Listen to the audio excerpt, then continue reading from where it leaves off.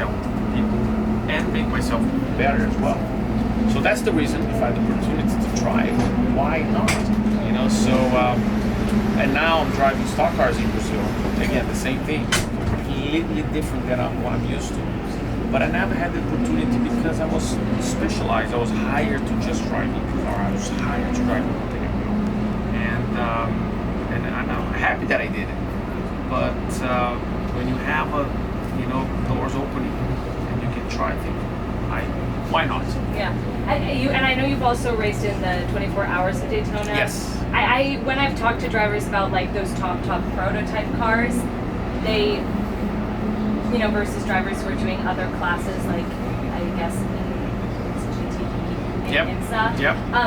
What do you find with those prototypes? Like, how close do they really get to single seaters? Because they were like between the Cup car and Indy car. They're sort of like in the middle, right? So they're not as heavy as the Cup car, but in the downforce that you use in Indy car also applies to the prototype. So it's more like, okay, I can, if doing good in the open wheel, I can translate that to the end well. In the Cup car, it's a whole different game, like incredible. There's so much to learn, so much opportunities. Oh, I was smiling, from face to face, side to side, because it was so cool. Unfortunately, especially Daytona is sort of a lottery, right? And I was just learning every lap that was happening. I was just learning, and I was having a great time. So that's the reason sports car, you see so many drivers from high top series doing it as well, because really you can adapt faster than actually But a GTP car is way more technology. These days. I haven't. Oh, yeah. Oh, the GTP. Yeah. A prototype car has got substantially more functionality, power steering, a hybrid unit that's far more advanced than what we use for height regen and deploy. Compared to a Cup car. You're looking at very, very modern race cars that are looking at jokers and re-homologation of certain parts every year, like very similar to almost Formula One level engineering. Whereas you run this series and Cup, while they definitely have advancements, they're very spec. Right? And GTP racing is you've got 5 different chassis, manufacturers, 4 different power units, right? I mean, you've got very, very different race cars. Very different. You've got V6s, V8s, you've got a V12. But in terms of feeling-wise, it's much more closer to a open wheel than actually to a Cup car. Yeah, and I was following as Catherine Legge made the same kind of transition, so that's something I was. And it's amazing, and I admire those drivers like Catherine, for example, because they can jump in different cars and adapt very quick. Now, for me, it's a little different because my background is not from those type of cars, right? So it takes me a while to get it. That's why I never did a GT racing, for example. No idea. So I never drove a car like that. So I went from IndyCar prototypes, Cup, stock car in Brazil. Still have a void here. However, I got it. It's just opportunities right now. It's a lot. Do you think it gets harder to adapt as you get older, or is that not something you're really worried about? It does. I'm sure you heard that expression, to teach an old dog a new trick. Yes, it gets a little harder because you have your own style, your habits, and for you to take those habits away, it becomes very difficult. The car changes too. Yeah. Like he's got a very unique line in Indianapolis that's worked for him for a long time, but as the car gets heavier, sometimes he questions whether that line's still the most efficient line. Now he's got a hybrid to worry about deploying. We're the most efficient. This year, for example, I had to so these are things that he's never had to think through in his 20-some years there. So he's being modest.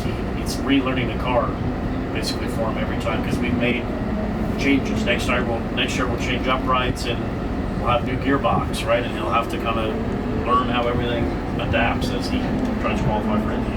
Yeah.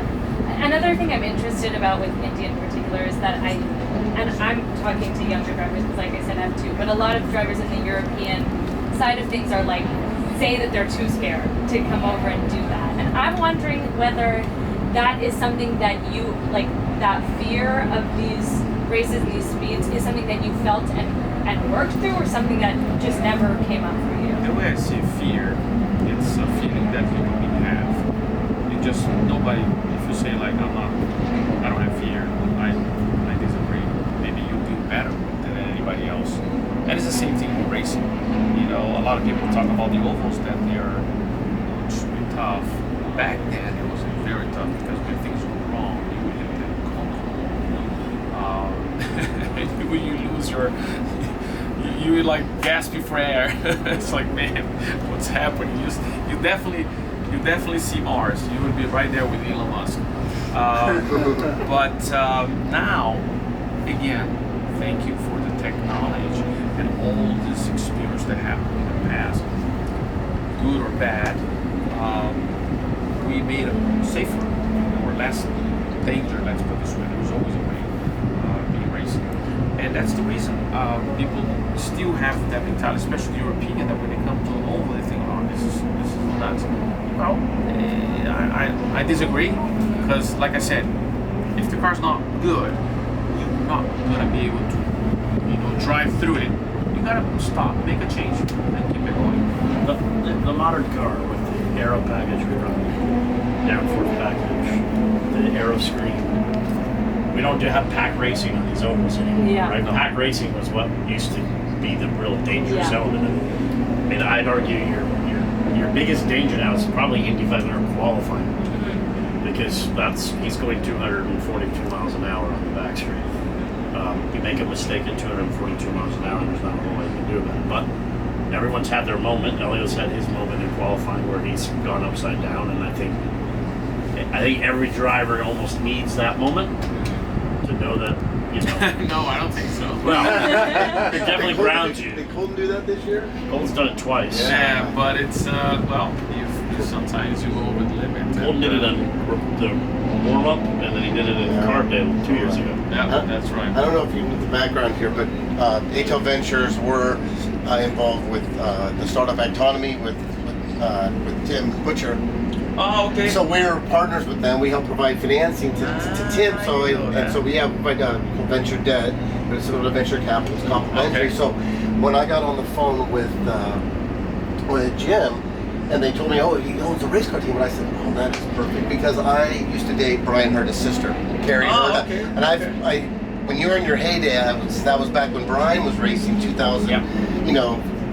Time frame, and so I've been to a lot of races. I said, hey, and we had a chat, and he just happened to mention, oh yeah, I know the Hurta family, etc., etc. And then we got the deal together, and he was nice enough to introduce me to Tim, and so he set it up. So we have a suite, we have a bunch of venture capital and bankers and friends and families. These are some of my good friends. I went to high school with this guy's dad, and they just happened to be in the area to race, so I brought them around. So we have a lot of our close friends, and really enjoyed the partnership with Autonomy, and appreciate you guys watching racing. Yeah, Tim has been great. In fact, he's talking about now Brazil is another area that they want to attack, which is, now that I'm going racing Brazil now and learning a little bit more about that, the agriculture there is so strong, which is incredible. Yeah, he was mentioning that the other day. I was like, oh yeah, Tim, let me talk to you a little more, so I want to know more about it. But, so I lived in Valencia, and we were his neighbors with Brian. But Colton was just a toddler, and Brian had taken chalk and made a racetrack in their cul-de-sac, and Colton would drive his little electric car around the cul-de-sac, and so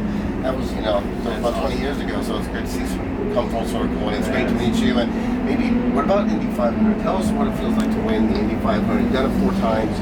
That's got to be thrilling. We want to see you on the climbing the fence again here, Spider-Man. That's why I keep going. Just coming back to the hard question.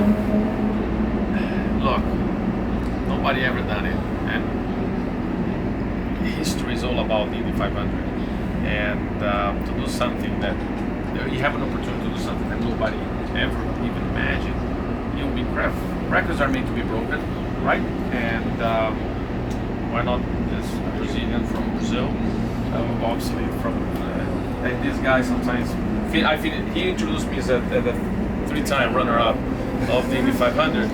why not? You know, so we can try one more, and that's why I keep coming back. You got the team behind you. Here's a good fact for you: the difference between Helio being a 7-time winner and a 4-time winner is less than half a second. Thanks. Every time he does that, it's like, one of the questions I wrote down is like, after or as someone who's won it so much, do you feel anything different from a P2 than like a P10? well, today the goal is not to score points. Yeah. Right. Second and P33 is basically the same for us. However, you still always want to do well, right? Like this year, we finished in the top 10. I know we could do much better, but with that's the reason you keep coming back, because you know we have a chance. I know I got a chance, and but for us, it's all in or nothing. Come on, P2 at Indy's the worst. There's no podium. Every other race has a podium. The way he finished, it was tough, because it was like right there, you know. P2 at like, Indianapolis is the worst P2. Yeah, I mean, I remember watching in 2024. 2024. And it's like that was a crazy finish. There was something. You're right. Just pot of it. Getting some emotion. To kind of jump back to this conversation a moment ago, I was wondering, back in, I guess what you called his heyday, we saw more Brazilians in IndyCar, and I'm wondering, from your view, what are the current prospects of Brazilian talent in the U.S. and North American racing? Just one Brazilian. Yeah, right at this moment, yeah. You know, back then we used to have open wheel quite a lot in Brazil, or I guess the situation economic was a little bit better as well. Today, we don't have anything anymore. Stock Car Brazil, which I'm racing now, is the biggest race. So you got to see the perspective of a young kid in Brazil to leave his country to go to, you know, different culture, speaking a different language, with the situation economic, you know, especially with the dollar exchange. It's better for him to stay where he is, make a living, doing what he loves there than trying something else. And that's why the reason back then it was able, because he didn't have a character. Brazilian racing didn't have a character, so you have to go outside and you have to purchase or pursue in a different country. And once you're there, you're just like doing everything you can to make it happen. Plus, a lot of companies were investing. Successful Brazilian drivers were, you know, doing extremely well, and it created a route. I do feel there is new generation coming. It will happen. We don't have any races in Brazil anymore like we used to, so people now lost a little bit of the, you know, the interest. Let's put it this way. But once we have Brazilians back again, like in Formula One. This year, there was so many years being absent of Brazilian driver. Just because of that, people already said, "Oh, wow, it's happening, right?" I ran into Gabriel Bortoletto in the elevator in my hotel. I went to Silverstone. That's awesome. So you see, that's what I'm saying. People start getting excited now again, and hopefully with that, you also have a wave of people here in America to. It's just because Brazilian culture in Formula One are so they're so focused on that. Well, today the world is all focused on Formula One, but I feel that you can do extremely well driving in the next. Being here in America, that because it happens to me, can happen to another fellow, Brazilian fellow. And then I guess one last question. I don't want to take up too much of your time. A lot of people who are, you know, rookies or young drivers in IndyCar came up through European feeder series rather than through the U.S. feeder series system. I'm wondering if you had any thoughts on that. I know you competed in British F3 and then were here and did Indy, what was at the time Indy Lights. I'm wondering if you had any thoughts on like this. Well, what happens to me, what happened is you go into a route to go to Formula One, and the politics play a big part of it. Every sport, every job, and every profession. However, I feel that if you don't have a real connection with people that is actually playing the rules or whatever they're gonna go for it. In Formula One, you might be a test driver and that's it. You have so many tests.